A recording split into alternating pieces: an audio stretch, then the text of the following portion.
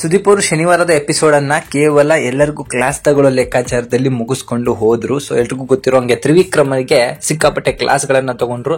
So Trivikram ವಾದಗಳನ್ನ ಮಾಡ್ತಾರೆ, ತಪ್ಪುಗಳನ್ನ ಮಾಡಿದ ನಂತರನು ವಾದಗಳನ್ನ ಮಾಡೋ ಕಾರಣದಿಂದಾಗಿ ಸುದೀಪ್ ಅವರು ಸಿಕ್ಕಾಪಟ್ಟೆ ಕ್ಲಾಸ್ ತಗೊಂಡ್ರು ಹಾಗೂ ವಾರ್ನಿಂಗ್ ಕೂಡ ಕೊಡೋ ತರ ಹೇಳಿದ್ದಾರೆ. ಸೊ ಅದನ್ನ ಹೇಗೆ ತಿದ್ಕೊಂಡು ಮುಂದೆ ಹೋಗ್ತಾರೆ ಅಂತ ನೋಡೋಣ. ಆದ್ರೆ ಇವತ್ತು ಭಾನುವಾರದ ಹೊಸ ಅಪ್ಡೇಟ್ ಒಂದು ಬಂದಿದೆ. ಸೊ ಪ್ರೋಮೋವನ್ನ ರಿಲೀಸ್ ಮಾಡಿದ್ದಾರೆ.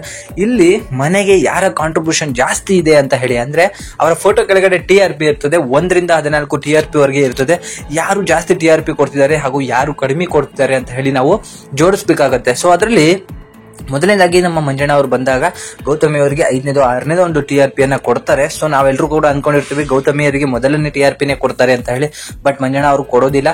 ಗೌತಮಿ ಅವರ ಸೌಂಡ್ ಕಡಿಮೆ ಇದೆ ಮನೆಯಲ್ಲಿ, ಸೊ ಕಾಣಿಸ್ಕೋತಿದ್ದಾರೆ ಅಷ್ಟೇ, ಬಟ್ ಸೌಂಡ್ ಏನು ಇಲ್ಲ ಅಂತಾನು ಕೂಡ ಅವರು ಹೇಳಿದ್ದಾರೆ.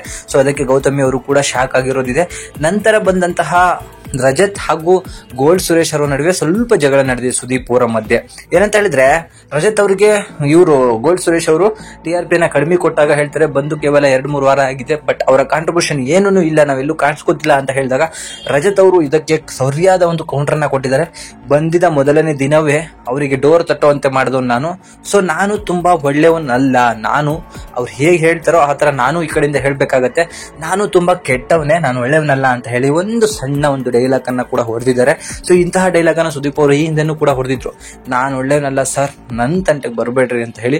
ಸೊ ಅದರಂತೆ ರಜತ್ ಅವರು ಕೂಡ ಸುದೀಪ್ ಅವರ ಮುಂದೆನೆ ಅವರ ಡೈಲಾಗ್ ಅನ್ನ ಹೊಡೆದಾಗ ಸುದೀಪ್ ಅವರು ಚಿಕ್ಕ ರಿಯಾಕ್ಷನ್ ಕೂಡ ಕೊಟ್ಟರು. ಸೊ ಮನೆಯಲ್ಲಿ ಸುದೀಪ್ ಅವರು ಎಲ್ಲರಿಗೂ ಕೂಡ ಒಂದು ವಾರ್ನಿಂಗ್ ಅನ್ನ ಕೊಟ್ಟಿದ್ದಾರೆ. ಸೊ ಟೀಮ್ ಅಂತ ಬಂದಾಗ ಅಲ್ಲಿ ಲೀಡರ್ ಆಗಿ ಒಂದು ಟೀಮ್ಗೆ ಮಂಜಣ್ಣ ಫಿಕ್ಸ್ ಆಗಿರ್ತಾನೆ, ಇನ್ನೊಂದು ಟೀಮ್ಗೆ ರಜತ್ ಅಥವಾ ತ್ರಿವಿಕ್ರಮ್ ಫಿಕ್ಸ್ ಆಗಿರ್ತಾರೆ. ಇನ್ನು ಉಳಿದವರೆಲ್ಲ ಏನ್ ಗೆಣಸ್ ಕೀಳ್ತಾ ಇದ್ದೀರಾ ಅಂತಾನು ಕೂಡ ಕೇಳಿದ್ದಾರೆ. ಎಲ್ರಿಗೂ ಕೂಡ ಒಂದು ಮನ್ಸಲ್ಲಿ ಬಂದಿರುತ್ತೆ, ಅವರು ಬಂದ್ ಕೂಡಲೇ ಅವರ ಮಾತೆ ಡಿಸೈಡ್ ಆಗುತ್ತೆ, ಈ ಕಡೆ ಬಂದ್ರೆ ತ್ರಿವಿಕ್ರಮ್ ಅಥವಾ ರಜತ್ ಅವ್ರ ಮಾತೆ ಡಿಸೈಡ್ ಆಗುತ್ತೆ ಅಂತ ಹೇಳಿ. ಇಲ್ಲಿ ಅವರೆಲ್ಲರೂ ಕೂಡ ಸ್ಟ್ರಾಂಗ್ ಅಂತ ಹೇಳಿ ನೀವು ತೋರಿಸ್ತಿಲ್ಲ, ನೀವು ಎಷ್ಟು ವೀಕ್ ಅಂತ ಹೇಳಿ ನಮಗೆ ತೋರಿಸ್ಕೊಡ್ತಿದ್ದೀರಾ ಅಂತ ಹೇಳಿ ಸುದೀಪ್ ಅವರು ತನ್ನದೇ ಭಾಷೆಯಲ್ಲಿ ಹೇಳಿದ್ದಾರೆ. ಅಷ್ಟೇ ಅಲ್ಲದೆ ಈ ವಾರನೂ ಕೂಡ ಎಲಿಮಿನೇಷನ್ ಇಲ್ಲದೆ ಇರೋ ಕಾರಣದಿಂದ ಮಿಡ್ ನೈಟ್ ಎಲಿಮಿನೇಷನ್ ಆಗುವಂತಹ ಸಾಧ್ಯತೆ ಇದೆ.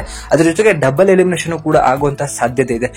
ಯಾಕೆ ಪದೇ ಪದೇ ಬಿಗ್ ಬಾಸ್ ಅಲ್ಲಿ ಈ ಎಲಿಮಿನೇಷನ್ ಗಳನ್ನ ಕ್ಯಾನ್ಸಲ್ ಮಾಡಿದ್ದಾರೆ ಅಂತಾನೂ ಕೂಡ ಗೊತ್ತಾಗ್ತಾ ಇಲ್ಲ. ಇದಕ್ಕಿದ್ದ ಹಾಗೆ ಅವರೇ ಹೋಗ್ತಾ ಇದ್ದಾರೆ. ಈ ಬಾರಿ ಎಲಿಮಿನೇಷನ್ ವೋಟಿಂಗ್ ಸಿಕ್ಕಾಪಟ್ಟೆ ರಾಂಗ್ ಆಗಿದೆ ಅಂತ ಹೇಳಿ ನಮ್ಮ ಅನಿಸಿಕೆ. ನಿಮ್ಮ ಅನಿಸಿಕೆ ಕಮೆಂಟ್ ಮಾಡಿ ತಿಳಿಸಿ.